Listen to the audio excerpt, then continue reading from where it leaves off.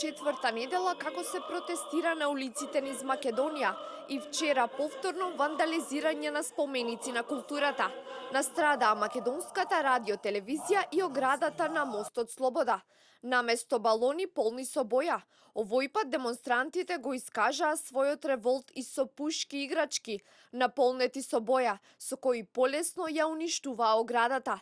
Според демонстрантите, овој мост символично го носи името, како што велат тие, за нивната борба за слобода. Тие не ги штедеа боите да удрат по символот на македонската историја и борба за независност.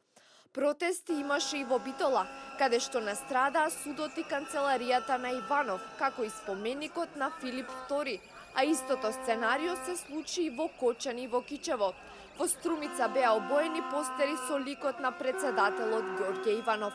Веќе подолго време во јавноста на широко се коментира дека така наречената шарена револуција е скапо платена кампања, преку која сака да се загрози стабилноста на државата.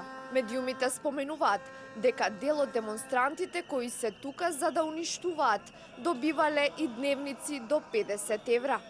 Деновиве по медиуми излезе веста дека имало предлози и идеи да се фарбаат и Скендербек и Хасан Приштина, но учесниците на протестите, кои се членови на БЕСА, одлучно се спротиставиле на таквата идеја и заради тоа вчера, додека се движеле кон зградата на МТВ, никој не смел ниту да помисли, а не па да фрли балон со боја кон споменикот на Хасан Приштина, кој е во непосредна близина.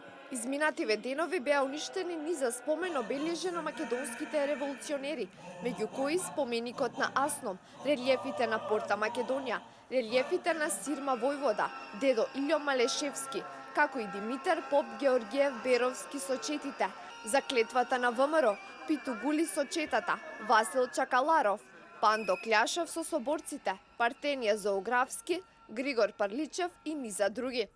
Во западните држави, уништувањето на тук имот и јавно добро е најстрого казниво. Таквиот акт е окарактеризиран како вандализам, а оние кои го извршиле се најстрого осудени. Не само институционално, туку и самото општество ги осудува извршителите. А казните одат и до 50.000 долари, а и до затворски казни до 5 години. Испишувањето графити на јавни објекти не е дозволено и представува казниво дело и во Македонија, според Законот за прекршување на јавниот ред и мир. Лицето кое е затекнато да пишува или да црта графити може да заработи казна од 100 до 400 евра. Дополнителни и построги се казните за уништување споменици и културно наследство. Според Кривичниот законник на Република Македонија, за оштетување на културно наследство е предвидена затворска казна од 1 до 10 години.